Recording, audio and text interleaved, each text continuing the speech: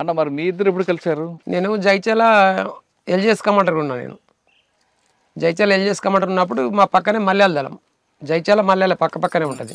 అప్పుడు పాత తాలూకాలు. ఇక్కడ మెట్టిపల్లి దళం, ఇది మెట్టిపల్లి దళం దాడితే జైచాల దళం, జైచాల దాడితే మల్యాల, మల్యాల దాడితే మళ్ళీ మనకు హుస్నాబాద్, హుజరాబాద్, మంతిని, పెద్దపల్లి ఈ 7 దళాలు ఉంటుండే అప్పుడు మనకు పాత ఉమ్మడి కరీంనగర్ జిల్లాలో. మాకు మల్యాల దళంకును జైచాల దళం ఎల్జీఎస్ దళాలు వచ్చినాయి అప్పుడు. అంతకుముందే పెద్ద దళాలు ఉన్నప్పుడు ఏరియా కమిటీ సెక్రటరీ ఉంటుండే, 2 సభ్యులు ఉందరు, 3 కమిటీ ఉంటుండే. నెక్స్ట్ ఏమైందంటే ఆర్గనైజేషన్ రీత్యా మనం ఇట్లా వికేంద్రీకరించాలనే దాంట్లో భాగంగా ఎల్జీఎస్ దళాలు ఏర్పాటు చేశారు. ఎల్జీఎస్ దళాలు అంటే ఎల్జీఎస్ దళాలకు కమాండర్లు ఉంటారు. ఎల్జీఎస్ దళం కమాండరు ఈ ఎల్జీఎస్ ఆ ఎల్జీఎస్ మీద ఒక సెక్రటరీ ఉంటాడు. ఈ 3 మళ్ళీ కమిటీ, ఈ ఏరియా కమిటీ సెక్రటరీ అనేది 2 దళాలని కోఆర్డినేషన్ చేయాలి. మాకు అప్పుడు గిరి రవి అని చెప్పేసి మంతినేరి ఆయన అలా అప్పుడు జడల నాగరాజు వాళ్ళ అన్నను వాళ్ళ బాబుని ఇద్దరు చంపేసిండు. గిరి రవి అని చెప్పేసి మాకు జైచాల ఈ ఏరియా కమిటీ సెక్రటరీ అయిన ఉండే. నేను జైచాల ఎల్జీఎస్ దళం, నేను ఈమెనేమో మల్యాల దళంలో సభ్యురాలు. ఇంకొక ఆయన అర్జున్ అని పీసార్ రమేష్, ఇప్పుడు మీరు ఇంటర్వ్యూ చేశారు ఆయన కూడా, ఆయననేమో మల్యాల దళం కమాండర్ ఉండే, నేనేమో జైచాల దళం కమాండర్. మాకు ఏరియా కమిటీ సెక్రటరీగా గిరి రవి అని చెప్పేసి ఆలియాస్ జనార్దన్ పేరుతోటి ఇక్కడ పనిచేసాడు. ఇక్కడ పనిచేసిన తర్వాత నేను 1 సంవత్సరం ఇక్కడ జైచాల ఎల్జీఎస్ కమాండర్ పనిచేసి ప్రమోషన్ మీద 2 దళాలకు సెక్రటరీగా నిజామాబాద్ జిల్లాకైనా, ఇది బాన్సువాడ, ఎల్లారెడ్డి, కామారెడ్డి, భీమ్గల్ ఇటు కొన్ని సంవత్సరాలు పనిచేసినా మళ్ళీ ఇక్కడికి వెళ్ళి అటుకొని అంటే 4 దళాలకు నేను అప్పుడు కొంచెం మూమెంట్ తగ్గిపోతున్న టైంలో ఇక 4 దళాల బాధ్యతలు నా మీద పడ్డది. అప్పుడు పోలెం సుదర్శన్ రెడ్డి ఆలియస్ ఆర్కే అని చెప్పేసి మొగిలిసర్లా, వరంగల్ ఆర్కే అందరూ. ఆర్కే అంటే మన చర్చలకైనా ఆర్కే కాకుండా ఇక్కడ ఒక ఆర్కే ఉండేది. ఆయన మాకు ఇది మన ఉత్తర తెలంగాణ స్పెషల్ జోనల్ కమిటీ సభ్యునిగా, తర్వాత ఈ జిల్లా కమిటీ సభ్యునిగా, జిల్లా కమిటీ కార్యదర్శిగా ఉండే అప్పుడు ఆయన. 2001 నుంచి 2003 వరకు ఆయనే ఉండే మాకు. అన్న మీరు పనిచేస్తున్న టైంలో బాన్స్వాడ, వర్ని ఇవన్నీ తిరిగారు మీరు. అక్కడ చేసిన కార్యం గాంధారి, ఆ తర్వాత గండి, ఇవన్నీ మీకు పెట్లం అన్ని వరకు వచ్చేవారు. పెట్లం వరకు వచ్చేవారు అనుకుంటా. పిట్లం తిరిగినాం. పిట్లం దగ్గర మనము అది ఒకటి ఊరు ఉంది పొలకంపేట, పొలకంపేట మాకు ఎక్కువ ఉండే. ప్రాంతం అంతా అర్థమవుతుంది నాకు. పిట్లం, కోటపల్లి, కోటేడు ఇవన్నీ ఉన్నాయి కదా. అవును. మీరు ఈ ప్రాంతంలో తిరిగినప్పుడు ప్రజలకు ఏం చేశారు మీరు? ప్రజలకు ముఖ్యంగా అప్పటికి నిర్బంధం అనేది బాగా అయింది. అంటే మనకు ఉన్న పరిచయస్తుల్ని, మిలిటెంట్లను కానీ సానుభూతి పరులు కానీ పిలుచుకొని లీగల్ అంటే మనకు ఎక్కడికైనా అసలు ఈ సెల్ ఫోన్ వ్యవస్థ అనేది అభివృద్ధి అవుతుంది కాబట్టి ఆ టైంలో మనము కొద్దిగా మనం మీటింగ్ పెడదామన్నా మనకు పెట్టని పరిస్థితి ఉంటుండే వాస్తవంగా. కామారెడ్డి ఏరియాలో మన గాయత్రి షుగర్ ఫ్యాక్టరీ ఉంది కాబట్టి జంగల్ కూడా అక్కడ తక్కనే, ఏది నిజామాబాద్ జిల్లా కామారెడ్డి ఏరియాలో. కాబట్టి చెరుకులలో ఎక్కువ ఉండేది. మేము చెరుకులలో ఉండి నైట్ పూట, సాయంత్రం పూట ఊరు దగ్గరకు పోయి మనకు పరిచయం ఉన్నటువంటి వాళ్ళని పిలుచుకొని ఏమన్నా ఇప్పుడు మహిళల సమస్యలు కానీ, వరకట్నం సమస్య కానీ, లేకపోతే భార్య భర్తలు విడాకుల సమస్యలు కానీ, లేకపోతే ఎవరన్నా వేధింపుల ఇది మన భూస్వాములు పెత్తందారులు ఉన్నటువంటి వాళ్ళని హెచ్చరించే అటువంటిది కానీ, ముఖ్యంగా మనకు గాయత్రి షుగర్ ఫ్యాక్టరీ ఉండే కాబట్టి దాని మీద మేము అంటే ఎప్పటికప్పుడు రేట్లు పెంచాలనే విషయంలో అది చేస్తుంటే. ఇంకోటి కామారెడ్డి కళ్ళు డిపో ఉంటుండే, వాళ్ళని కూడా వాళ్ళకు ఈ కల్తీ కళ్ళు కాకుండా నాణ్యమైన కళ్ళు అందించాలని చెప్పేసి, తర్వాత వాళ్ళకు ఈ కళ్ళు సేకరించే సందర్భంగా వాళ్ళకి సరైన రేట్లు ఇస్తలేరని చెప్పేసి దాని మీద కూడా మేము పిలుచుకొని మాట్లాడుతుంటే. కానీ మీరు పని చేస్తున్న టైంలోనే కామారెడ్డి పోలీసు దాడి కానీ, లేదా కామారెడ్డి నుండి మన సిరిసిల్ల వెళ్తున్నప్పుడు ఒక ఎస్ఐ మీద అటాక్ కానీ, లేదా బాన్స్వాడ పోలీసు మీద దాడి కానీ, ఈ 3 మీరు ఉన్నారా? నేను 2001 నుంచి 2003 వరకు, అంటే 2001 ప్రారంభం నుంచి 2003 ఏప్రిల్ 25 తారీఖు దాకా నేను పార్టీలో ఉన్నా. కామారెడ్డి అది బాన్స్వాడ, కామారెడ్డి, ఎల్లారెడ్డి, భీమ్గల్ ఆ ఏరియాలో పనిచేసినాం. ఆ టైంలో మేము చేసింది ఏంటంటే కామారెడ్డిలో నేను ఒక్కొనే పోయినా, ఏది మన పెంటయ్య అని ఐడిపాటి కానిస్టేబుల్ ఉండే, ఐడిపాటి కానిస్టేబుల్ పెంటయ్య మాకు సానుభూతిపరుడు బైక్ మీద తీసుకుపోయాడు. ఏకపాటి సేవన్ మా పోలీస్ సుదర్శన్ రెడ్డి మాకు ఏ రకం మన జిల్లా కార్యదర్శి ఉండే కాబట్టి అది కామారెడ్డి టౌనే కాబట్టి 2-3 పోవాలంటే ఇబ్బంది అవుతుంది, 3 అయినా బండి మీద అక్కడక్కడ పోలీసులు చూస్తే ఆపుతారని చెప్పేసి ఏకపాటి సేవన్ ఇచ్చి తోలేసారు నన్ను. తోలేస్తే నేను పోయినాం, ఇల్లు చూపెట్టిండు.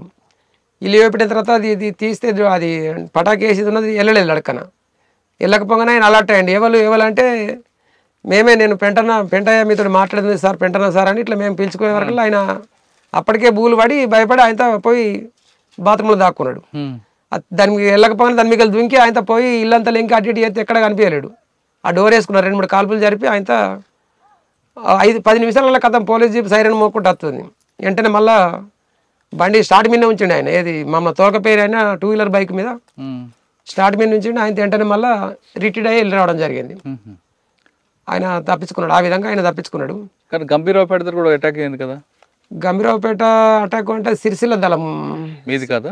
సిరిసిల్ల దళం, అది మాది కాదు, సిరిసిల్ల దళం. మీరు యాక్షన్ టేబుల్ ఉంటే చాలా యాక్టివ్గా ఉండేవారు కదా అప్పుడు. కామారెడ్డి రామారెడ్డిలో ఒకరిని గొంతు కూడా కోసినట్లున్నారు. ఏం లేదన్న, అటువంటిది అయితే మాత్రం చేయలేము.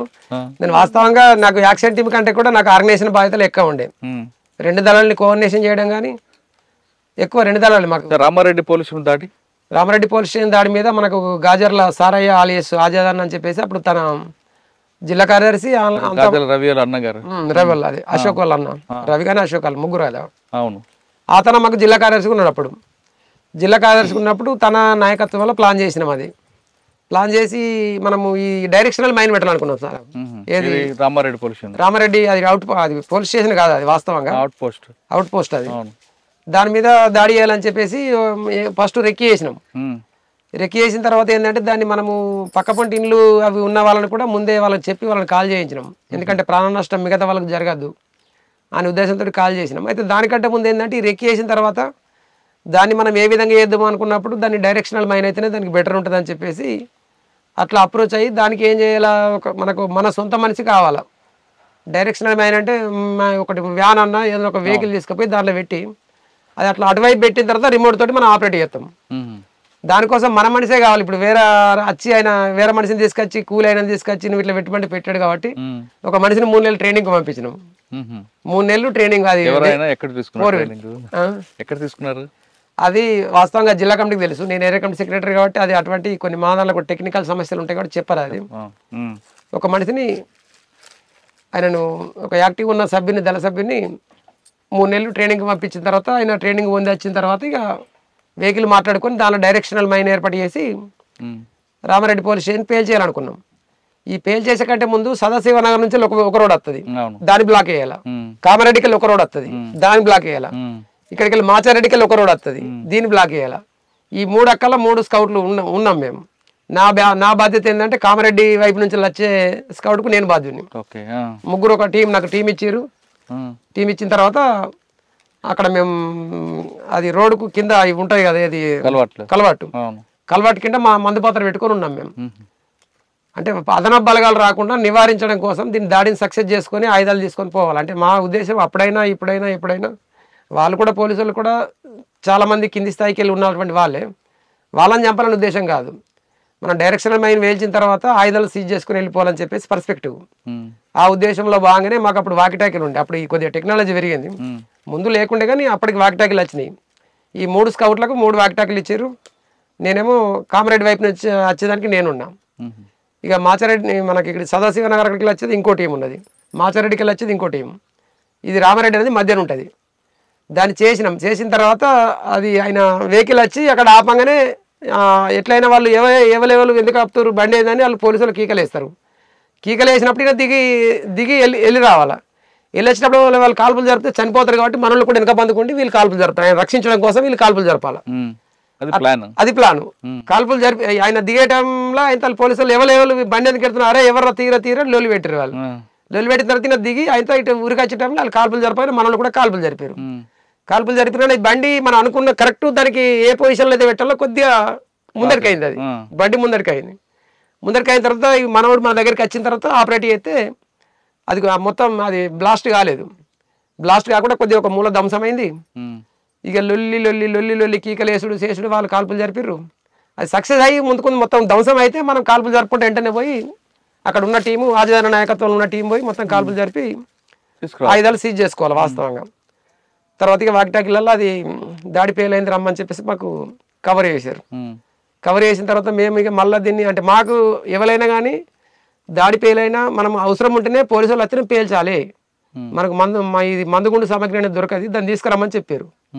కానీ మనం దీనికి ఉండబోడు మళ్ళీ ఇంత దూరం ప్రయాణం చేసుడు అని చెప్పేసి అది అక్కడనే మేము దాన్ని వేలు చేసి వచ్చినాం. ఇక కలవాటు వేలు చేసి వచ్చినాం, రోడ్డును ధ్వంసం చేసి కలవాటు వేలు చేసి వచ్చినాం. ఇక వేలు చేసి వచ్చి మళ్ళీ ఇక మేము అందరం మళ్ళీ మధ్యమల్ల అడవులలో ఆర్వీ ప్లేస్లో కలుసుకున్నాం. దానికి రామారెడ్డికి మధ్యమల్లకు దగ్గరనే ఉంటుంది. అక్కడ కలుసుకొని అందరం రిటైర్డ్ అయ్యి వెళ్ళొచ్చినాం.